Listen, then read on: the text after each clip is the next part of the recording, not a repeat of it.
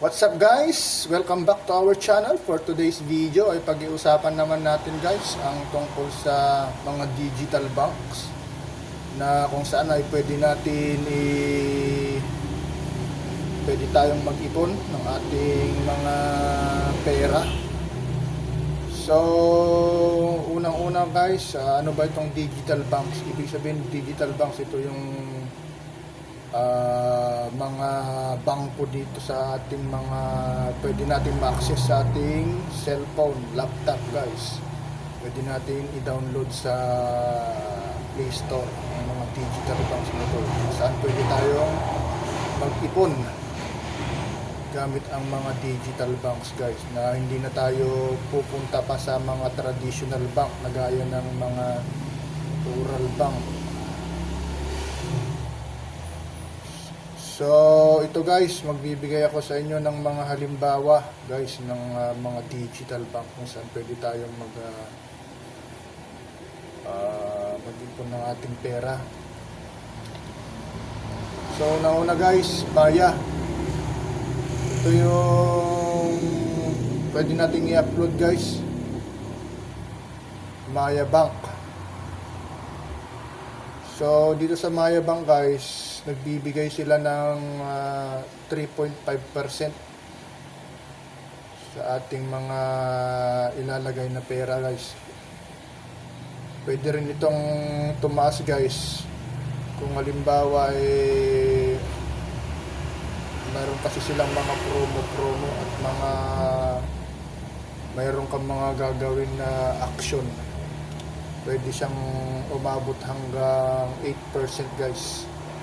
Halimbawa, bibili ka using the Maya app, magsha-shopping ka guys, pamamagitan ng Maya app, magbabayad ka. Yun, pwede nilang itaas yung percent na ito, aabot hanggang 8%.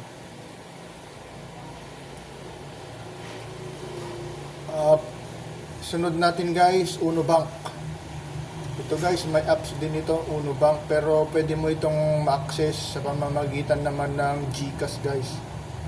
May mini app siya doon sa GSave, Uno Bank. Nagbibigay din sila ng basic interest, 3.5% din guys. Tapos meron din silang mga time deposit na nagbibigay din sila ng interest na up to 6% guys.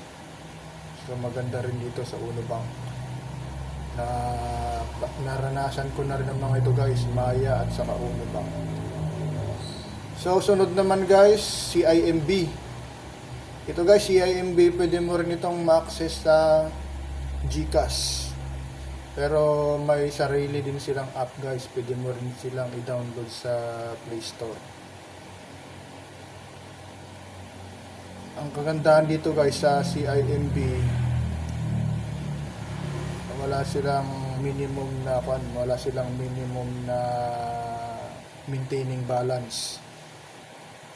Up to 2.60% ang kanila ino-offer nila guys na annual interest sa pera nyo. Meron din silang tinatawag na time deposit sa kanilang sarili nilang app. So try nyo na lang guys ang mga ito. Number 4, Cebuana Lhuillier. Meron din ang Cebuana Lhuillier guys, ma-access din yun sa GCash. Nagbibigay sila ng 3.5% na annual interest. Although bago pa lang ito guys sa GCash. Mayroon din ang Maribank. Dati ito guys, Cbank. Partner niya ang Shopee. Nagbibigay din ito ng 3.5%. Yan guys. Next, meron din tayong GoTime Bank. Pwede rin ito guys ma-download sa or ma-install, ma-install pamamagitan ng Play Store. Meron din silang sariling app guys na pwede yung i-install sa inyong mga cellphone or laptop.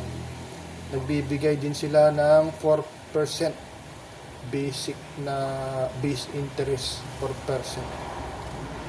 Ito guys kung ito sa partner din nila ang mga Robinsons Mall. Gokongwei ang may-ari dito guys. So pwede mo yung ilagay ang pera mo dito at lagi interest siya ng 4% per annum. Pagandahan din nito guys, wala din silang minimum na deposit or maintaining balance. So mas maganda ito guys kaysa sa traditional bank, kasi sa mga traditional bank aabot lang sila ng mga 1%. So kung hindi mo pa ginagamit ang pera mo, pwede mo silang ilagay muna dito, i-park, para tawag nito, nagkakaroon siya ng interest na mas malaki. So try nyo guys. So yan guys, thank you so much sa panonood sa aking video. Sana mayroon kayong nakuhang mga aral. Marami pa guys mga digital banks, pero ito na lang ang nai-offer ko dahil ito yung naman yung mga na-try ko na mga digital banks. So yan lang guys, thank you so much sa panonood sa aking video. So kita-kits tayo sa susunod nating upload guys. Thank you so much guys, paalam. Ipon din pag may time.